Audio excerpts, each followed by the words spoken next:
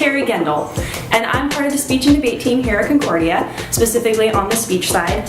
And at the Community Speech Showcase, we are going to be doing various events, and the event that I'll be doing is called a Programmed Oral Interpretation, which is POI, as we call it in the speech band.